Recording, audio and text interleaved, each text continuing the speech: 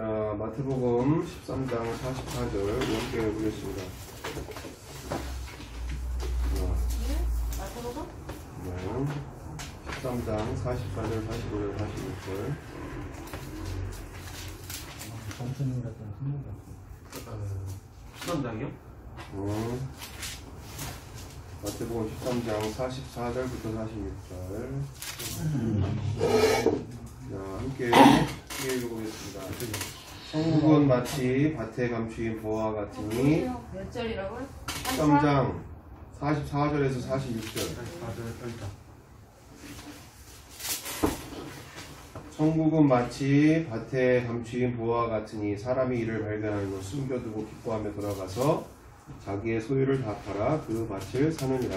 또 천국을 마치 좋은 진주를 구하는 바가 같으니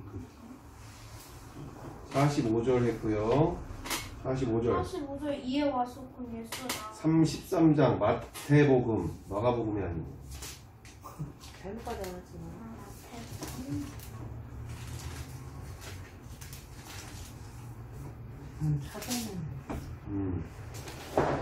자, 45절 또 천국은 마치 마치 좋은 진주를 구하는 장사와 같으니 다같이 극히 값진 진주 하나를 발견함에 가서 자기의 소유를 다 팔아 그 길을 사느니라.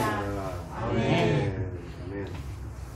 자, 오늘 우리가 함께 나누게 되어질 말씀 가운데 이 세상에 가장 값진 것을 발견한 사람, 과연 이 세상에 값진 것을 발견한 사람이 이 세상에 누가 있을까요?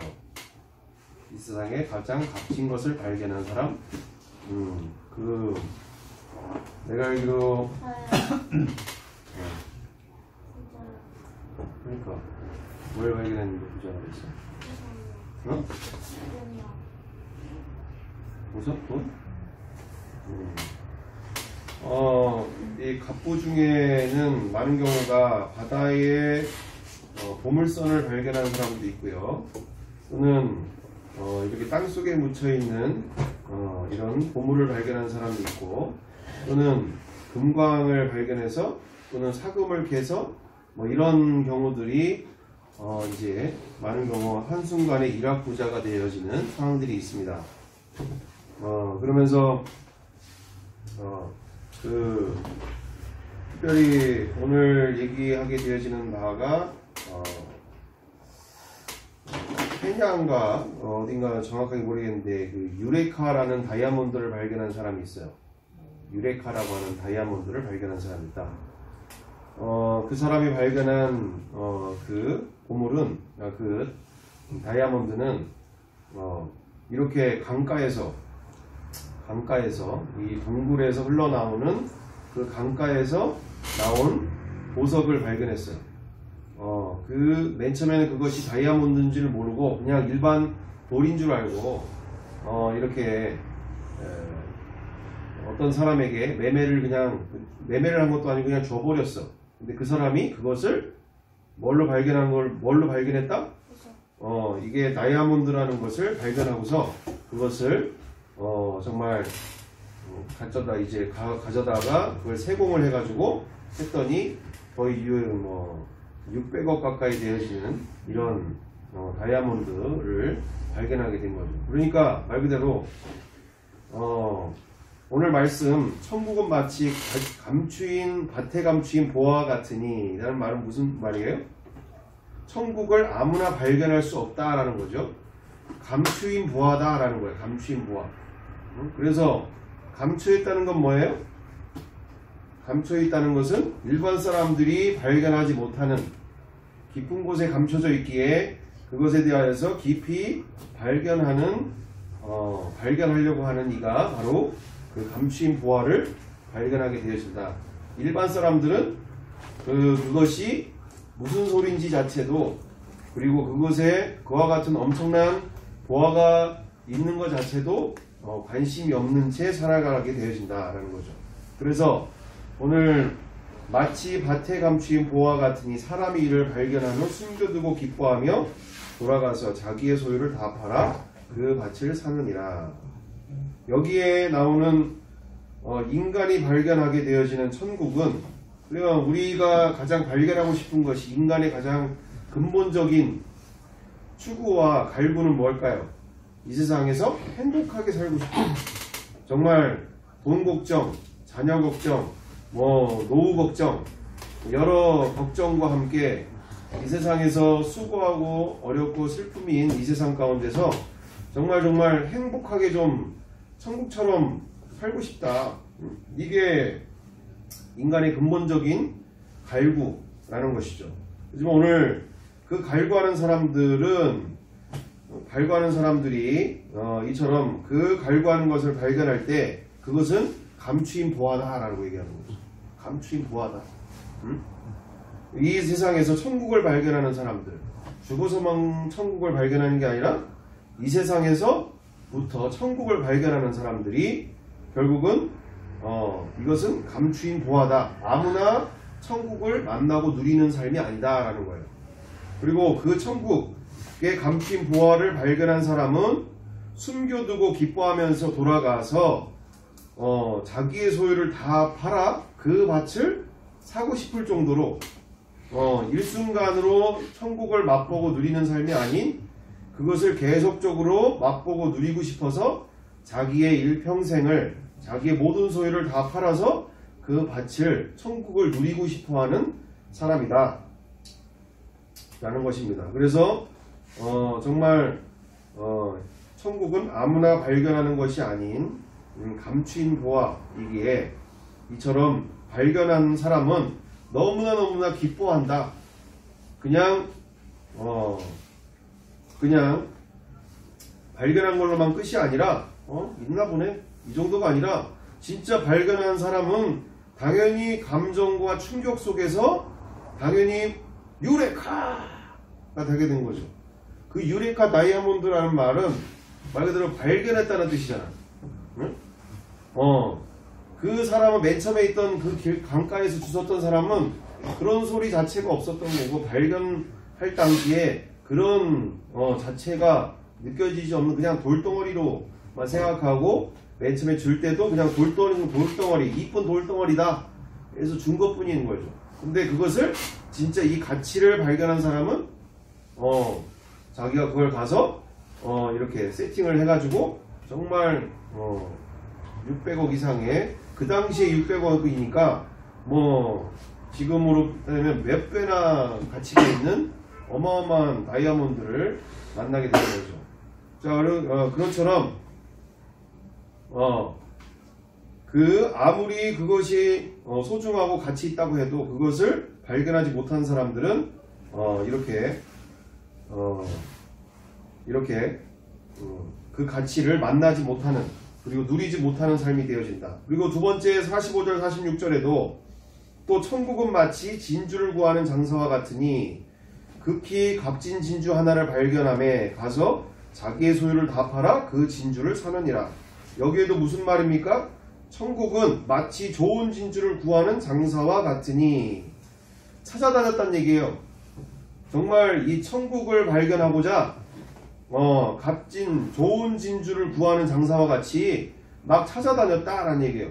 정말 좋은 진주를 구하기 위해서 막 이곳저곳을 다 찾으러 다녔다.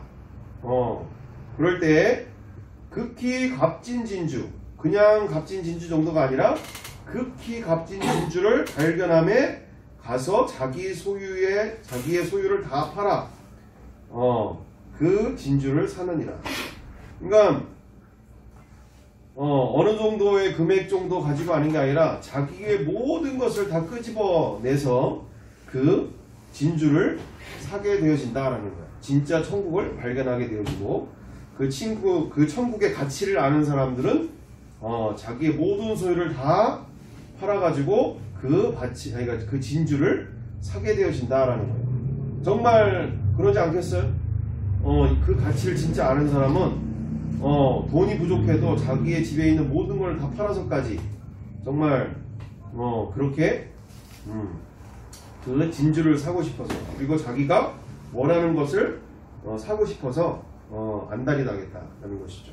자, 이처럼 우리가 천국을 구하는 삶, 우리가 오늘도 나아갈 때 진짜 천국을 발견할 때 천국이 우리 가운데 임하게 되어지려면 바로 오늘도 어제 같은 경우도 우리 참 그 문자를 받는지 모르겠는데 중독에 대한 영화가 요번 주 그러니까 9월 30일까지가 마지막 그 중독에 대한 영화가 나오는데 그렇죠. 그래서 김상철 감독님이 그 중독에 대한 그 영화를 제작을 하셔서 무료 배포를 9월 30일 그러니까 4일 남았네. 오늘까지 해서 4일 남은 이 시간 가운데 이제 중독의 영화를 이렇게 무료 배급을 하셨는데 중요한 것은 뭡니까? 그 중독의 근데 그거 파는 거예요? 무료 끝나는 글쎄요 그 팔지 어떨지 모르겠어요. 거? 확실하게. 파면 아빠 살 거예요? 당연히 사겠지. 예를 들어 10,000원이도 사세요? 사죠. 근데 김지현 약사님한테 아빠가 그랬는데 김지현 약사님 보시는데 감독님 만난대요. 자, 그러니까 이 중독 영화에 대한 중독에 대한 영화를 이렇게 보게 되어질 때, 거기에 나오는 내용이 뭡니까? 이 지금 당신 핸드폰 중독자들 전화적으로 카톡으로 나 있어요. 그 저기 어디지? 그 단체톡 교회 단체톡 김정란 집사님 계시는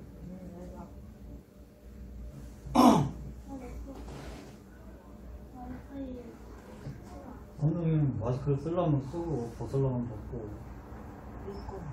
쓸 거야? 코까지 잘 써. 이거 일단 목에다 하는 거예요. 이거 왜 쟤 들어왔어? 요즘 오빠? 엄마 싫어하는데. 자, 제가 나누고 싶은 내용들이 있으면서 같이 올립니다. 중독 영화를 보는 것을 추천하는 것은 영화를 보는 것도 정말 필요한데 영화를 보고 우리 안에 특히 우리 공동체들 안에 있는 중독들에 대하여 깊이 나눠보는 것들 또한 더 중요한 듯해서 추천을 드립니다. 영화 내용에서도 나오지만 95% 전 세계 사람들이 무엇인가가 다들 이랬든 저랬든 바쁘게 살지만 여러 가지에 이미 심각히 중독되어 살고 있다고 하잖아요. 사탄에게 인생을 유린당하고 빼앗기고 멸망당하고 살고 있는 거죠. 몰라서 당하고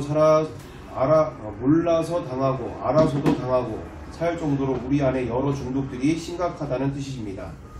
영화를 보고 나서 생각되어진 것인데 중독은 대부분의 경우 현대인의 병인 듯 한 것 같습니다. 전체적으로 보면서도 느끼게 된 것은 술이 없으면 알코올 중독이, 음란물 유통이 안 되는데 성 중독이, 컴퓨터가 없는데 도박 중독이, 스마트폰이 없는데 스마트폰 중독이, 컴퓨터가 없는데 게임 중독이, TV가 없는데 드라마 중독이, 컴퓨터나 TV가 없는데 쇼핑 중독이. 과학이 문명이 발전하지 않았는데 이런 중독들이 있기가 정말 어려운 일이죠. 많은 경우 후진국보다 대부분이 정보화가 발전한 나라 안에서 일어나고 IT가 발전한 나라일수록 과학이 발전된 나라일수록 중독 증세는 더 심해지고 걷잡을 수 없을 정도로 사탄에게 수많은 영혼들이 우울과 허무 그리고 심지어 자살까지로 영혼들이 파괴되는 일이 전 세계적으로 진행되고 있는 듯합니다. 이런 각종 중독들과 그 병리 현상들에서 자유로우려면 마태복음 5장 46절에 48절에 너희가 너희를 사랑하는 자를 사랑하면 무슨 상이 있으리요 세리도 이같이 아니하느냐 그러므로 하늘에 계신 너희 아버지의 온전하심과 같이 너희도 온전하라. 베드로전서 1장 15절 16절 오직 너희를 부르신 거룩한 이처럼 너희도 모든 행실에 거룩한 자가 되라. 기록되었을 때 내가 거룩하니 너희도 거룩할지어다 하셨느니라. 말씀 그대로 이대로의 삶이 과연 거룩한 세마포를 입고 곧 오실 주님 앞에서 거룩한 신부들로 간택받을 수 있을까? 또는 우리 주변의 많은 그리스도인 공동체들이 주님을 배울 어리석은 다섯 처녀가 아닌 성령님으로 충만한 지혜로운 다섯 처녀들과 같이 준비가 되어가고 있는가 하는 의문점이 많이 듭니다.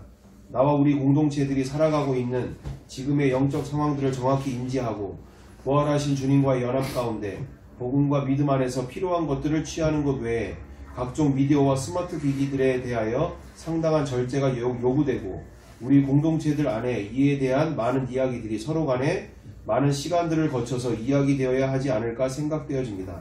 그리고 실천할 수 있도록 말씀 가운데 예수님 한 분만으로 모든 것을 다 가진 자가 될 수 있도록 서로가 이 시대 가운데 서로를 많은 이야기들을 나누며 끊어낼 것은 끊어내고 친구로 준비되어 되도록 믿음이 연약한 이들 가운데 더욱더 죄악의 꼼수가 밀려오고 있는 이 시대 가운데 잡아주고 끌어주고 함께 거친 죄의 물결을 헤쳐 승리하는 인생들이 되도록 서로가 서로를 도와주어야 할 것으로 생각되어집니다. 이대로 될까? 나뿐 아니라 내 주변의 모든 이들이 다들 이와 같은 우리 주변의 사탄으로부터 과학이 발전됨과 IT 기기들이 주변에 넘쳐나는 이 시대의 상황에서 자유로울 수 없는 영적 실상 가운데 지금도 예수님 안에서 자유하지만 더 자유하기 위해서 더 정확히 알고 더 많은 중독들을 끊어내야 한다고 생각하며 말씀으로 들어가야 한다고 생각되며 무엇보다 부활하셔서 우리의 주가 되시고 하나님 되신 예수 중독, 부활로 확증된 십자가의 하나님 사랑 가운데 예수 사랑 중독자가 되어야 하는 생각이 있어 나누어 봅니다. 우리 주변에 안 믿는 이들도 그렇지만 믿음 안에서 우리 공동체 가운데서도 말은 안 해도 그렇지 드라마든 게임이든 쇼핑이든 그 외에 여러 가지 중 하나씩 또는 몇 개씩 중독에 빠져 살고 있는 현상들이 우리 일상 가운데 일어나고 있으니까요. 주님의 신부들이 되기를 원하는 우리들 가운데서 조차도 예수님을 사랑한다고 하면서도 일주일의 삶을 보면서 많은 세상 즐거움에 빠져 살고 있는 일들이 일어나고 있는 영적 상황들이 있으니 말이죠. 자, 그래서 이 중독에 대한 영화를 보는 것도 중요하지만 그것을 계기로 우리 가운데서 정말 천국의 삶을 우리가 만났음에도 불구하고 누리지 못하고 있는 일들을 그 많은 중독들에 빠져 있는 경우들, 그래서 영적 상황들은 거의 우리나라 같은 경우 거의 이 허리 윗단계까지 와 있다라고 볼 정도로 내 맘대로 내가 살고 싶어도 안 되는 상황들. 왜요? 보고 듣는 일들이 뭐 여러 가지 유튜브나 미디어나 게임이나 여러 가지 중독에 빠져 있는 스마트 기기로 주변이 채워져 있는 또는 그 관계적으로 묶여져 있는 또는 여러 가지 중독에 빠질 수밖에 없는 상황들로 이렇게 음란이나 또는 여러 가지 도박이나 뭐 여러 가지 상황들로 묶여져 있는 상황들. 그래서 우리가 오늘도 이 시간 가운데서 우리가 왜 이렇게 함께 모여서 기도하고 예배하는가? 우리 가운데 더 깊이 나눔과 교제를 통하여서 자유를 얻은 자는 더 자유를 얻을 수 있도록, 그리고 자유를 못 얻은 예수 그리스도를 만났는데도 또는 예수 그리스도를 만나지 못하여 여전히 중독과 여러 가지 세상의 죄와 또는 그 죄로 주는 그 묶임들에 있어서 묶여 살고 있는 포로된 영혼들을 자유케 하는 일들로 우리는 앞으로도 계속적으로 이 천국을 누리는 삶을 우리는 추구하고 앞으로 나아가야 될 것이다 라는 것이죠. 그래서 우리가 부활을 발견했다는 얘기는 부활을 통하여서 이제는 금맥을 발견했다라는 거예요. 금맥이 뭡니까? 이 여기에서 나오는 천국은 마치 밭에 감춘 보화 같으니 사람이 이를 발견하고 숨겨두고 기뻐하며 돌아가서 자기의 모든 소유를 팔아 그 밭을 사느니라는 얘기는 금맥에 비유할 수 있다라는 거예요. 금광을 발견한 금맥, 그렇죠? 금맥을 발견하면 어떻게 됩니까? 금맥을 발견했다는 얘기는 우리 지질학자, 그러니까 지질 공부했으니까 더 알잖아요. 보니까 그 다큐멘터리를 보니까 서경에 분포되어 있는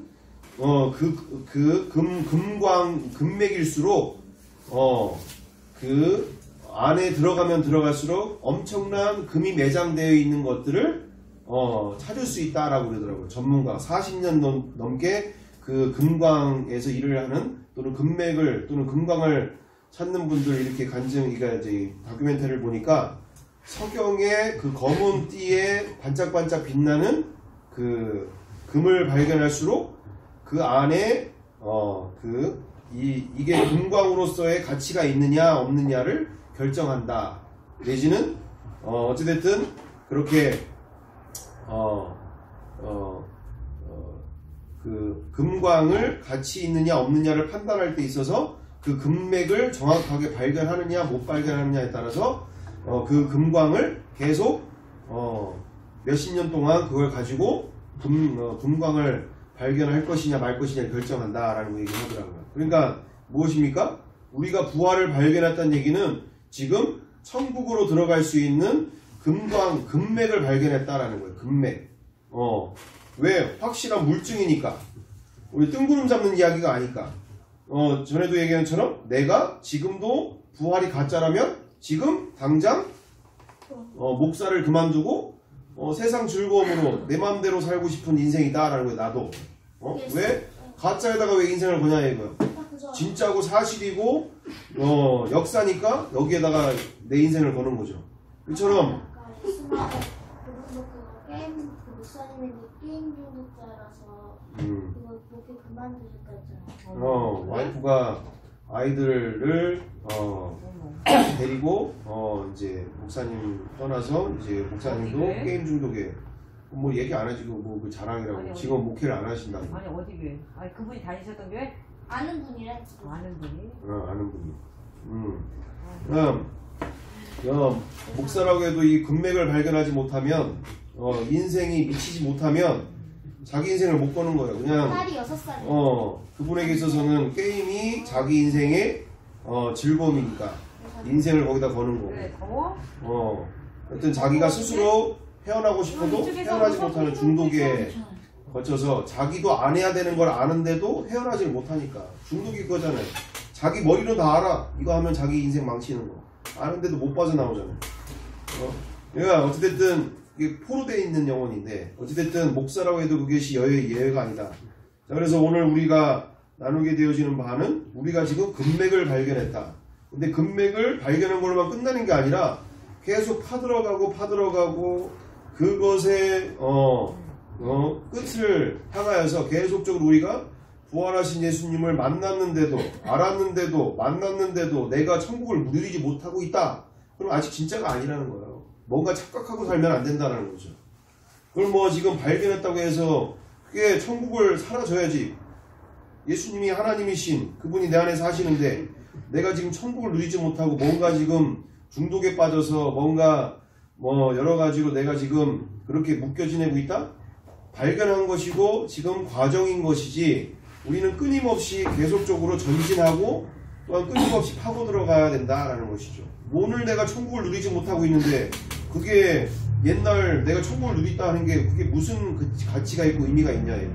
오늘 내가 그분과 함께 사는 데 있어서 세상이 줄 수 없는 세상이 알 수 없는 기쁨과 평안 속에서 내가 지금 천국의 삶을 누리고 있느냐 이것이 중요하다라는 것이죠. 네, 그래서 이 땅에서 천국을 누리지 못하고 만나지 못하는데 과연 천국에 갈 수 있을 것이냐 이거 자체도 스스로 위선에 가까운 상황이니까 우리가 오늘도 천국을 향하여 정말 가태감추인 보아 이것이 머리의 지식이 아닌 실제가 됐다면 기뻐 전할 수밖에 없는 인생이 되어지고 정말 말 그대로 내 인생 가운데 유레카 다이아몬드가 그리고 내 주머니에 정말 1,000억 100억짜리 통장이 있는데 세상을 기웃거리면서 세상과 타협하면서 세상 것에 취해 살 수가 있느냐? 불가능하다라는 거예요.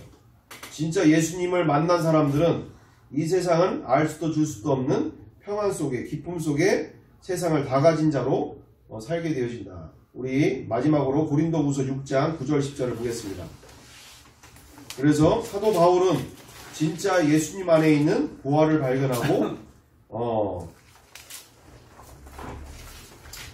고린도 교회 그리고 자기 스스로가 스스로 선포하죠. 고린도후서 4장 7절부터 볼까요? 어저께 고린도후서 고쳐 빼잖아. 고린도후서 4장 7절 289. 288페이지 저는 288페이지 고린도후서 4장 7절 7절 288.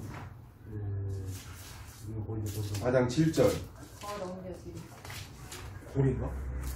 아니. 그냥 페이지 288페이지 찾으라고 시작성경 288 어렵게 가지 말고 4장 7절 4장 7절 네 다같이 크게 읽어보겠습니다.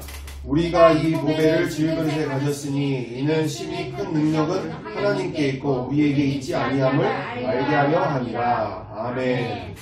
우리가 이 보배를 질그릇에 가졌으니, 우리는 질그릇인데 이 안에 보배, 보화가 담겨져 있다. 그래서 이는 심히 큰 능력은 하나님께 있고 우리에게 있지 아니함을 알게 하려 함이라.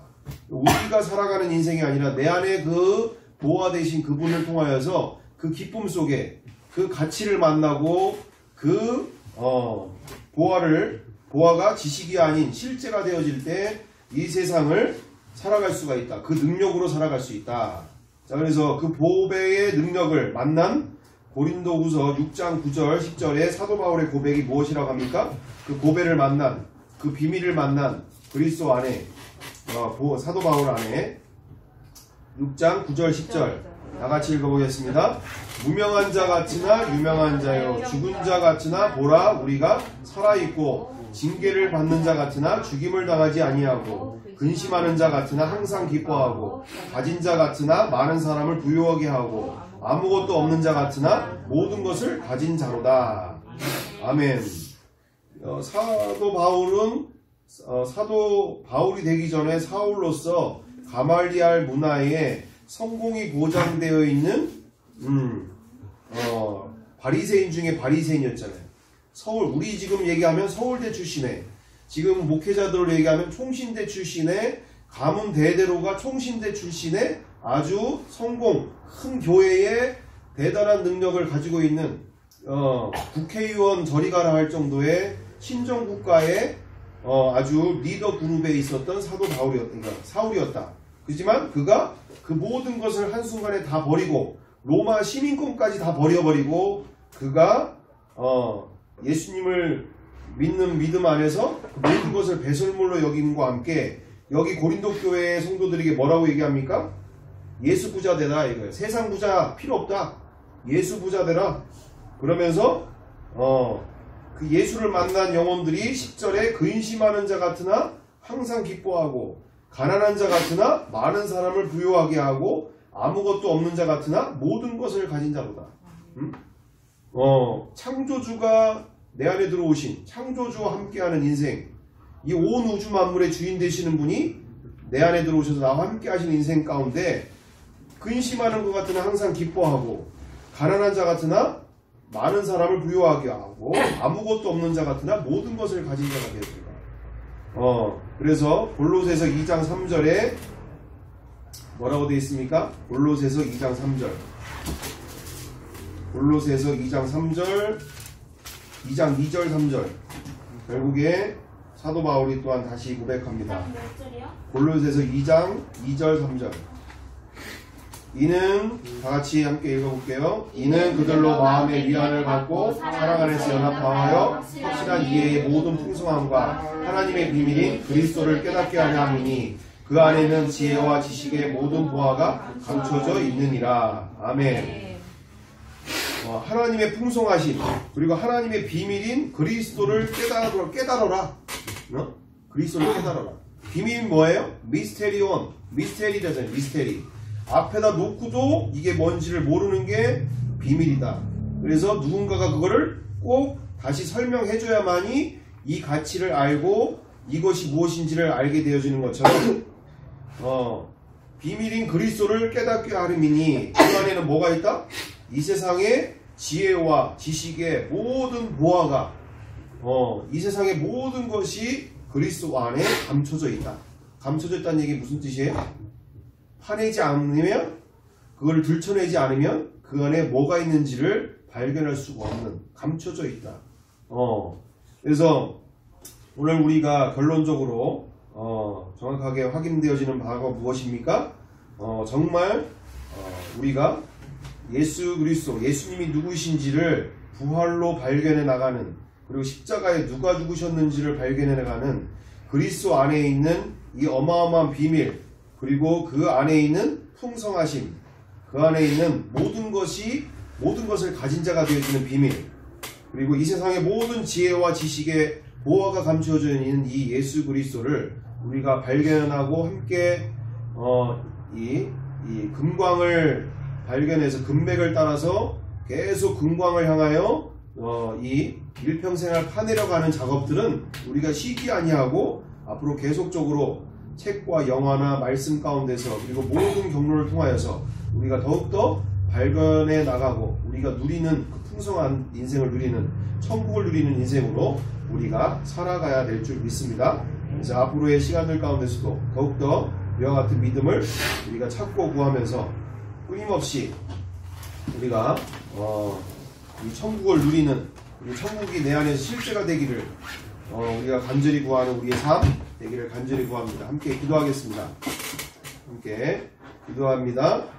주여 일창하고 우리 함께 기도할 텐데 하나님, 성령 하나님, 예수 그리스도를 오늘도 만나기를 원하고 실제가 되기 원합니다. 지식이 아닌, 교리가 아닌 정말 살아계신 하나님과 함께 만나는 연합이 이루어지는, 천국이 이루어지는 내 삶에 이와 같은 일들이 내 안에 천국의 삶이 정말 고린도후서 6장 9절이 10절이 사도 바울만의 고백이 아닌 나의 고백이 되도록 역사하여 주옵소서. 이 세상의 모든 것을 다 버리면서도 정말 예수 그리스도 안에 있는 그 보화를 발견한, 영원한 것을 발견한 그 사도 바울의 고백이 나의 고백이 되게 하여 주옵소서. 종교 생활이 아닌 정말 주님과 함께하는 그 놀라운 인생 나에게 열어주옵소서. 함께 기도하겠습니다. 주여 일창하고 우리 함께 기도하겠습니다. 주여! 사랑과 은혜가 풍성하신 아버지, 나와 우리 가운데 역사하여 주시옵소서. 주여, 내 안에 진정한 정말 천국을 발견한 그 아버지 하나님이여, 이 예수 그리스도 안에 있는 그 모든 이 세상의 지식과 그리고 지혜와 모든 보화가 오늘도 나에게 허락되어지기를 원합니다. 주여, 이 금광을 발견한 것 가운데 금광을 발견한 정말 금맥을 발견한 것만으로만 그치는 것이 아니라 계속적으로 파고 들어가서 내 삶 가운데 날마다 천국이 이루어지기를 원합니다. 정말 종교생활이 아닌 정말 살아계신 전능하신 하나님과 함께하는 인생이 내 삶 가운데 날마다 어제나 일주일이나 한 달 전에가 아닌 오늘도 내 안에 천국이 이루어지기를 원합니다. 주님 한 분만으로 만족되어지기를 원합니다.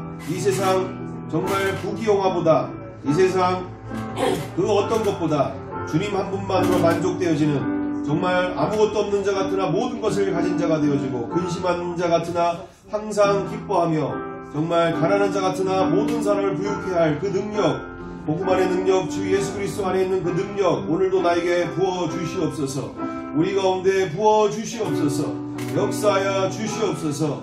아버지 하나님, 진정으로 교만에 빠지지 않게 해주시고, 무엇인가 안다라고 생각하는, 무엇인가 깨달았다고 하는 모든 것을 날마다 부인하며 오늘도 살아계신 주님 앞에 불복의 역사가 일어나길 원하고, 더욱더 주님 알기를 힘쓰며 주님과 함께하는 인생이 되기 위하여 오늘도 다름질을 칠 수 있도록 역사하여 주시옵소서. 고린도후서 6장 9절이 사도 바울의 고백만이 아닌, 정말 사도 베드로의 고백만이 아닌, 또는 모든 초대교회 성도들만의 고백이 아닌 나의 고백이 될 수 있도록 역사하여 주시옵소서. 정말 밭에 감추인 보화를 발견한 그 농부와 같이 자기의 소유를 모두 팔아 정말 날마다 주님을, 밭에 감춘 보화를, 천국을 사기를 구하는 나의 신앙, 나의 믿음 될 수 있도록 역사하여 주시옵소서. 주여, 나와 우리 가운데 놀라우신 역사를 함께 하시고 인도하실 걸 믿고 감사하며 사랑 은혜가 많으신 우리 구주 예수 그리스도의 이름으로 기도드리옵나이다. 아멘. 괜찮아. 자, 느낀 바대로 우리 함께 나누는 시간을 갖도록 하죠. 자, 나눔의 시간 통해서 서로 느낀 바들, 또는 성령님이 더 깨닫게 해주시는 것들, 또 함께 나누는 시간들 가지면 좋을 것 같아요. 우리 아니야, 오빠부터. 왜 나누냐? 더 늦게 오나 보세요. 안 느낀 것 뭐 같아요. 하겠어요? 안 느꼈어요 하면 돼요. 이 시간이 어마어마한 시간이라는 게, 이게 사람이 이렇게 특이한 냄새가 나. 왜요? 이거 지금 가면 사람이 보물을 발견한다든가, 예를 들어서 보물선에 보물을 발견한다든가, 아니면은 길을 가다가 뭔가 보물 단지를 발견한다든가, 안에 무슨 옷이 이런 정말 막 이조시대 뭐 어마어마한 보물단지를 발견하든가 하여튼 뭐 엄청난 금은부화를 발견한다든가 이런다 한다면 사람이 반응이 나오잖아. 뭐 어떤 반응? 말 그대로 미쳐서 날뛰게 되겠죠. 저번에 그 임창정 그 사람이 그 영화 이거 드라마 제목이 뭐였지? 드라마야? 그게 드라마지. 몰라. 오, 드라마 안에서 나오는 거야? 네, 드라마 안에서 나오는 건데 뭐가 어때요? 그 로또 125억을 맞아서 화장실 안에서 떼굴떼굴 굴르는 막 미쳐가지고 막 떼굴떼굴 굴르는 그리고 나중에는 막 안녕 닦게요. 혼자서 이게 안 너무 됐다는 거야? 안녕 닦게요. 그거 알코올이에요. 알코올 물티슈. 이거 청소하는 거야. 아. 혼자 너무 기뻐가지고 막 춤을 추고 돼요. 혼자서 나 막 줬어. 그 오빠도 주고. 춤을 추게 되어지는 장면이라든가 샀대. 자기가 다이소에서. 천원 안에 30개 들어있어요. 오, 고마워. 자 그러니까 우리가 이처럼 성경에서 말하고 있는 기쁨은 이 세상에서 가장 충격의 시간이고 뭐 이상해. 이 세상에서 가장 큰 기쁨의 순간이죠. 왜?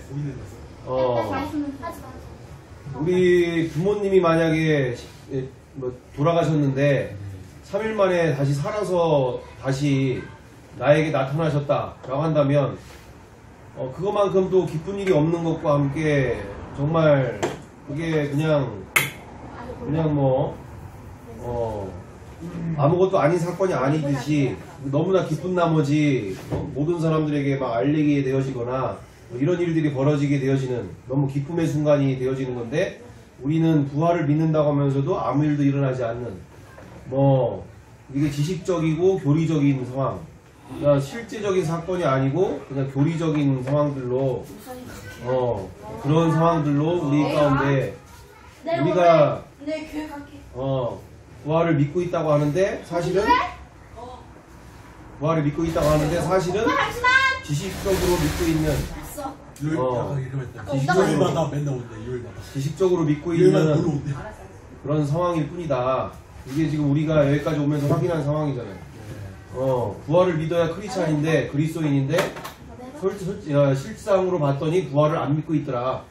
진짜 부활을 믿게 되어지면 엄마가 다시 살아나셨는데 또는 뭐 동생이 다시 살아났는데 어떻게 아무 반응이 있을 수가 없고 사람들에게 알리지 않을 수가 있느냐?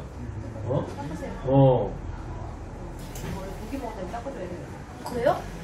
몰랐는데. 하여튼 안 하는 거지. 아빠도 해요. 아빠도 이거 이거 얘기하잖아. 고기 먹은 다음에 안에 닦아주라고. 하여튼 뭐 이게 로또 맞은 이상으로 우리에게 기쁨이 임하는 것은 당연한 일인데 알코올이네. 알코올이라고요?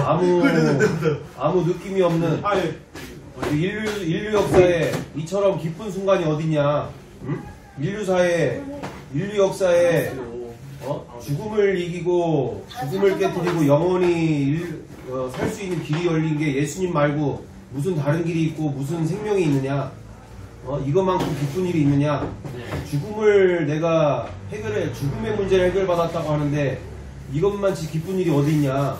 돈 10억, 돈 100억만 갖고도 인생이 뒤집어졌다고 난리가 나는데 내가 영원히 사는 인생이 열렸다라는 게 얼마나 이게 눈이 뒤집히고 인생이 뒤집힐 만한 얘기고 어떻게 만나는 사람마다 안전할 수가 있는 상황이냐?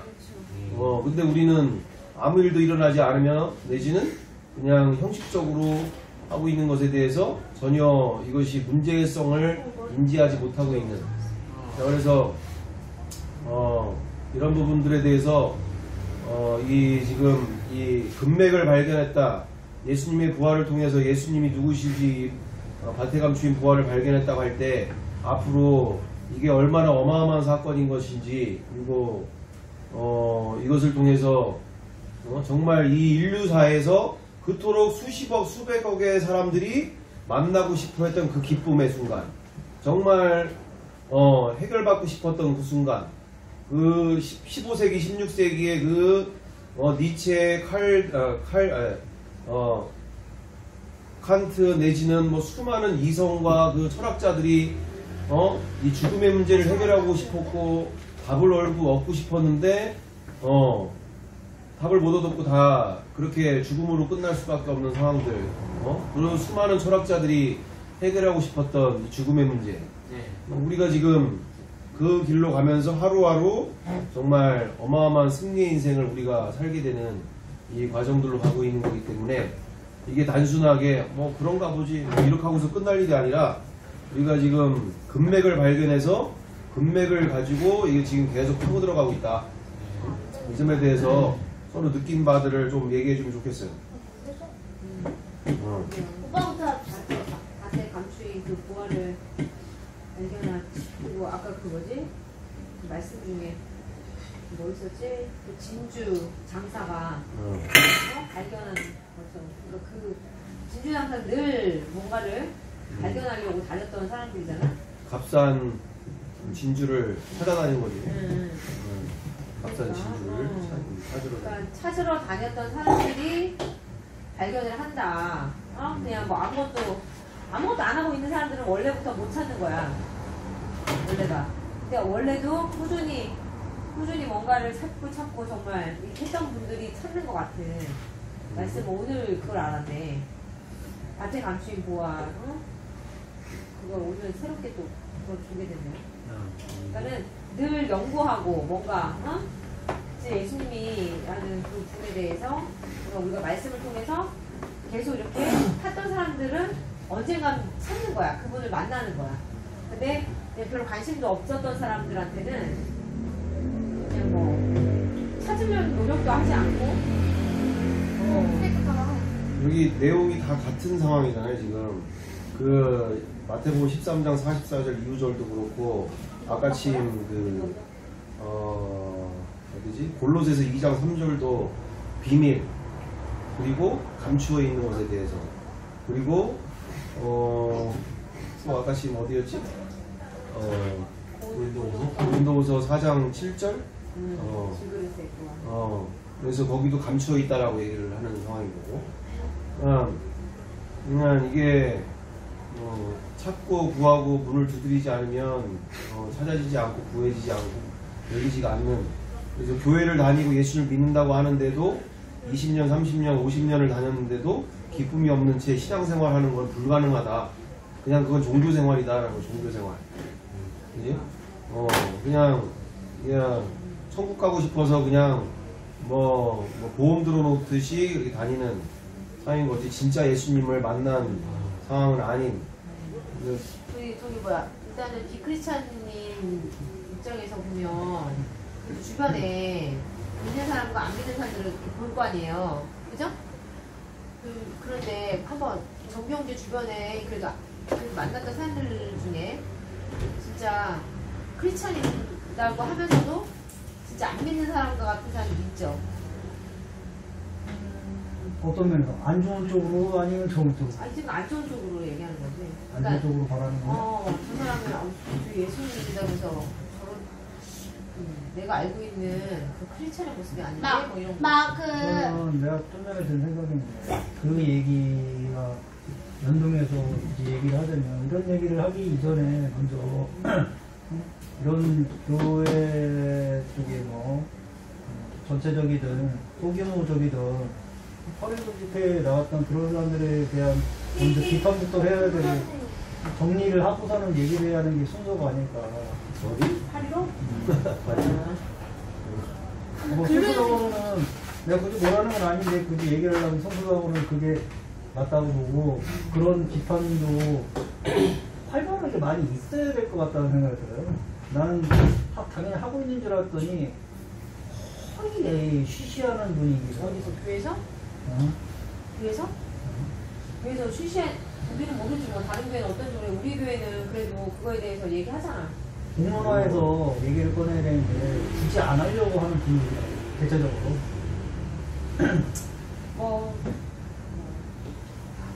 우리 자신 안에 거기에서 그런가? 스펙인가? 아니지. 뭐 그거야 뭐 파리로 그 상황 가운데는 내가 정리된 바로는 그리고 우리도 다 정리해서 얘기를 다 했지만 우리 안에서도 얘기했지만 예수님 안 믿는 사람들인 거야. 예수님 믿는다고 생각하는 안 믿는 사람들이 보면 뭐 니들이나 거기나 뭐 똑같은 거 아니냐 이렇게 하는데 뭐 그리고 니네들이 지금 이러니까 니네들이 꼬리 자르게 하고 있지 않냐 뭐 이런 식으로 지금 얘기를 하고 있는데 우리가 얘기하고 있는 바는 예수님 안 믿는 사람이고 성경 하나도 제대로 믿으려고 하는 사람이 아니에요. 내가 정말 수많은 그런 광화문 집회나 이런 그런 뭐 우파라고 하면서 막 하시는 단체톡이나 뭐 이런 밴드나 이런 곳에서 얘기하는 거 내가 이거 성경 어디에도 없는 정말 너희를 핍박하는 자를 위해서 기도하라고 하셨고 원수도 사랑하라고 하셨는데 아까 잘라서 미안한데 별로만 얘기해봐요. 그러니까 그러니까 그만큼 목사님은 이제 그런 단체톡 같은 우파 단체톡에 내가 욕을 엄청 먹으면서 계속 얘기를 했어. 이건 아무 짓도 아니다. 그러니까 공론화는 되긴 해요? 공론화? 거기는 얘기 잘 꺼냈는데 거기는 신천지보다 더 무서운 거야. 더 무서워 신천지보다. 단순히 카톡으로나 이런 거 SNS로 하는 거 말고 교회에 대해서 딱 앉아서 대면해서 토론 형식으로 비판하는 그런 평가, 토론, 비판 그런 형식의 그런 것까지는 없었잖아? 그런 것까지는 없었지. 왜 근데 이게 교회 안에서도 그런 광화문 그런 분들과 함께 그런 생각을 가지고 계속 얘기하는 분이 계셔. 그래서 지금 그것뿐만 아니라 1년 넘게 거의 한 1년 반 가까이를 계속 씨름한 거야 그거 가지고. 그래서 하고자 할 의향이 있다는 거예요. 누가 있다는 거예요. 아니 늘 하고 있었다라니까. 우리 가운데는 늘 하고 있었던 얘기라고. 우리 교회는 하고 있었지. 교회 안에서도. 왜냐면 교회 안에서도 근데 이제 꼭 광화문 집회까지 같은 아니더라도 데서는 모르겠네. 근데 대체적으로 내가 보기엔 대체적으로 내가 여러 가지 이렇게 조사해보면 대체적으로는 안 하는 주제고 일부러 쉬쉬하는 것도 있겠고 내 사람이고 뭐 내 가족들이라 우리 교회 사람들 그런 영향도 있겠고 뭐 잘못하면 뭐 자기 거꾸로 공격당하거나 비판받거나 그러면 내가 중요한 직책 또 완장준 두른 사람들은 더욱더 영향이 있겠고 그런 이유 때문인 것 같기도 하고 그런데 지금 사태가 이 사태인데 한국 대부분 개신교가 거의 입 닫고 있는 수준이니까 응? 근데 이제 안 믿는 사람 입장에서는 되게 안 좋게 보는 거죠. 교회 입장에서. 당연하지 맞나. 오히려 교회 속에서 믿는다는 교회 사람들이 먼저 그들을 비판하고 뭐 꼭 정죄하라는 게 아니에요. 비판은 민주사회의 기본 밑바탕이기 때문에. 비판을 하지 않나? 아니 비판은 아이들만 정부가 잘 몰라서 그러는데 얘기를 맞아요 할게요. 비난을 하지 말라는 거지. 비난은 난 다른 사람 무조건 그냥 아무 이유 없지 내 마음에 안 들어 그래서 싸져봐 욕하는 거고 비판은 정반합의 원리를 기반으로 한 민주주의에서 이게 안 좋습니다. 이게 좋습니다. 우리는 이렇게 좋은 걸로 가야 됩니다. 의견을 제시하는 거예요. 비판이라는 게. 비판이 나쁜 의미가 아니라고. 근데 한국 사람이 개신교 쪽에는 뭐 비판 관련 얘기하면 우리는 그런 거 못해. 남 착하게 생각해야지. 좋은 마음을 가져야지. 근데 교회 안에서 자기네들끼리 의견 충돌이 있으면 종교적인 의견 충돌이나 행사적인 의사 충돌이 있으면 다 얘기하잖아요. 그게 비판인 걸 모르고 본인들이 그렇게 비판하는 걸 모르고서는 하면서 기독교인들에서 비판을 하면 뭐라고 우리 비판하지 말라고 하는 그런 자세를 갖고 있다는 거예요. 비판이 아니라 여기 안에는 분별이라고 해 분별. 여하튼 비판은 말 그대로 뭐 지금 그래서 내가 맞아 얘기하자면 한국 개신교에서 일단 그 정광훈 씨나 정광훈 말고 많아요. 제일교회, 사랑의 교회, 한마음교회, 수철한마음 가야 되기도 하고. 하여튼 서울에 초대형 교회 대부분의 거기 목사와 여의도 목사와 원장 두는 사람들이 다 그런 사람들 다 그거예요. 정광훈이는 지금 꼭두같이에요. 꼭두같이. 정광훈이는 정치적으로 쓰고 버리기 쉬운 사람이기 때문에 꼭두각시로 앞에 세운 거예요. 실제는 그 밑에 대형교회 목사들이 주도하는 거예요. 정치 세력과 기탁해서 물론 깊게 들어가면 깊은데 일단 표면적인 것만 얘기를 해보면 정광훈 씨도 거기가 내가 알고 장로교로 알고 있거든요.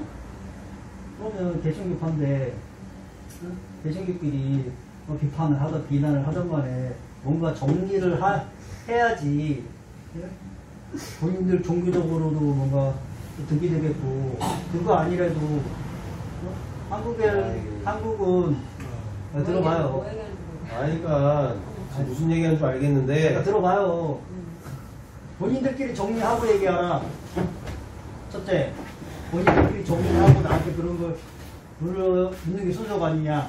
그리고 둘째, 그거하고는 번외로 개신교 안에서 그런 정광훈 씨에 대한 뭐 비판이나 정리는 하고 있냐. 국민의 안위도 걸린 문제니까 좀 도와달라. 그거는 아마 저기 된 것 같은데 정광 목사님 그거는 2단으로 해가지고 뭐 했다고 그러지 않았어? 지금 뭐 합동이고 통합이고 지금 그런 상황 안건만 올렸어요. 안건만.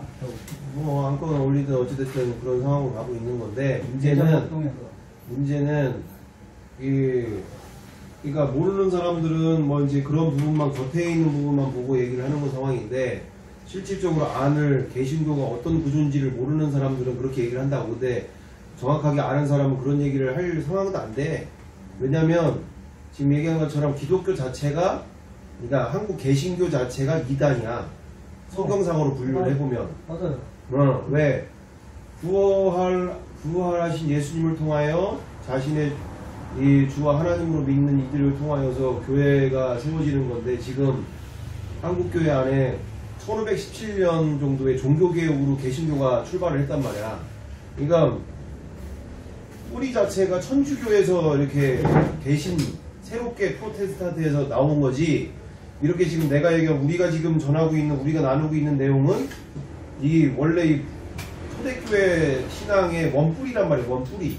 그러니까 원뿌리를 지나서 이렇게 천주교가 이렇게 갔다 온 상황에 천주교에서 이렇게 파생된 상황이라 이게 지금 본인들은 초대교회로 가고 있다고 생각하지만 성경상으로 분류해보면 천주교회의 이 지금 개신 상태인 거야. 개신 상태.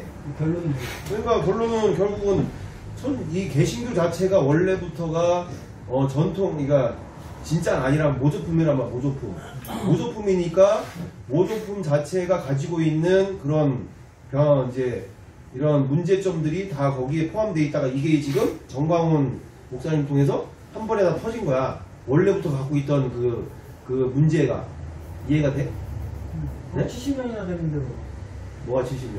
그 써본 게 70년. 그러니까 70년뿐만 아니라 원래 그 개신교 안에 갖고 있던 그게 뭐 1517년 그 이전부터 칼빈이라고 하는 사람조차가 오히려 제침내교파를 통해서 칼빈에 그 대항하는 사람들을 죽이게 되어지는 일들이 벌어졌다면 같은 믿는 사람들끼리도. 그러니까 얘기가 너무 위로 보서. 아니 그러니까 지금 얘기는 무슨 얘기냐면 겉으로는 믿음 좋은 것 같은데 그 안에는 언제든지 자기하고 안 맞으면 이런 식으로 아주 그런 상태들이 나타날 수 있는 요지들을 원래부터 갖고 있어. 근데 그게 누군가가 상태에 터지지 않은 것 뿐이지. 그러니까 내가 정광훈 씨를 나는 객관적으로 비판하지만 본인들한테는 뭐 비판하라고 그런 소리는 안 해요.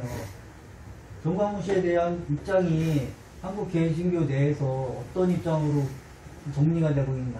그러니까 정리되는 게 정리가 될 수 없는 게 내가 지금 신천지보다 더 무섭다고 얘기하잖아.